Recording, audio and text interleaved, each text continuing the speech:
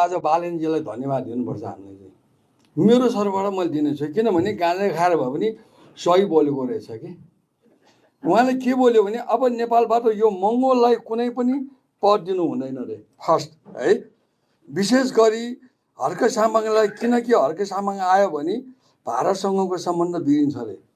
एक हाम्रो नसलले, उनीहरूको नसलले है 60-70 वर्षसम्म राज गरेको यो देश, यो हर्क आयो भने 5 वर्षमा धेरै विकास परिवर्तन गर्छ अनि हाम्रो समुदायको 90% भ्रष्टाचारीको आरोपमा जेल हाल्छ। हाम्रो दिन सकिन्छ, जसरी भए पनि हर्कलाई रोक्नुपर्छ। हर्क मात्र होइन, मूलवासीलाई रोकेर देखाउनु पर्छ कि पहिलो सुरु भन्छु म चाहिँ। मूलवासी जागिसकेको छ, हामीले उनीहरूलाई कानमा हालेको हो कि। हाम्रो देशमा कानमा हालेको, टाउकोमा हाल्यो। अब पछार्ने बेला छ हामीले चाहिँ।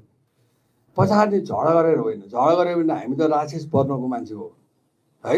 हामीले शान्तिले गर्ने, अहिले भर्खरै भने जस्तै अग्रज दाइले भने जस्तै समानुपातिक मात्र होइन, सबै चिजमा चाहिँ हामी मूलवासीहरू हुनुपर्छ।